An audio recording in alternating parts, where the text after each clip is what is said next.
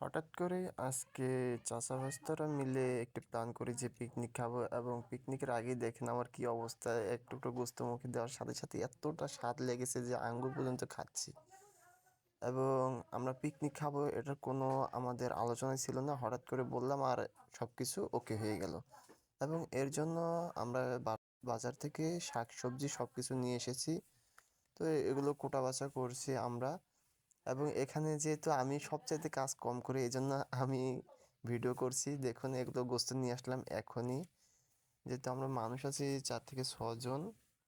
তো খুব সুন্দরভাবে এই গোস্ত আর যেগুলো আমরা বাজার করেছি এগুলো দিয়ে হয়ে যাবে।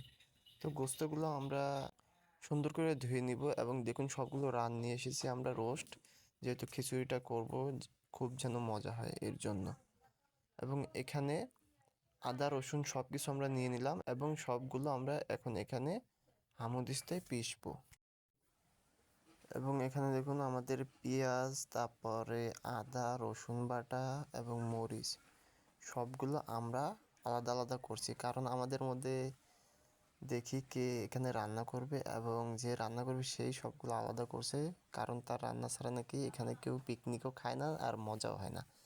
তো এগুলো যারা আছে, যাদেরকে দেখতে পাচ্ছেন সবাই কিন্তু আমার ভাইস্তা হয়, এবং আমি কিন্তু তাদের চাচা। তো আমার ভাইস্তা দেখি কি করে।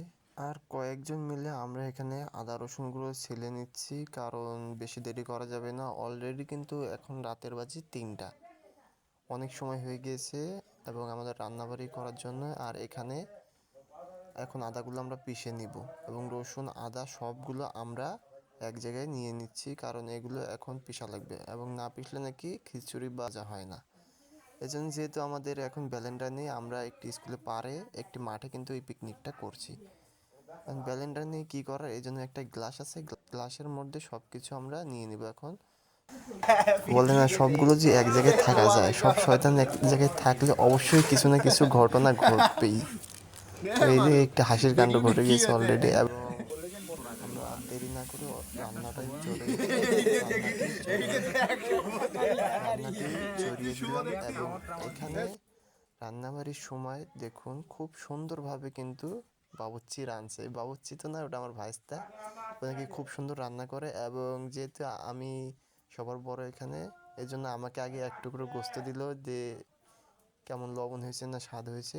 এখন সেটি দেখবো, ও এত সুন্দর হয়েছে গোস্তটা, খুব সুন্দর সে কিন্তু রান্না করে।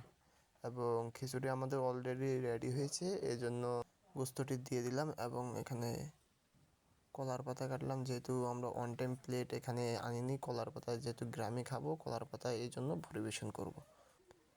উফ, এখন দেখুন একটু আমি খেয়ে দেখি যে কি রকম হয়েছে। খুব স্বাদ হয়েছে, বলতে গেলে একবার অসাধারণ। আমি ভাবিনি যে এতটা স্বাদ হবে।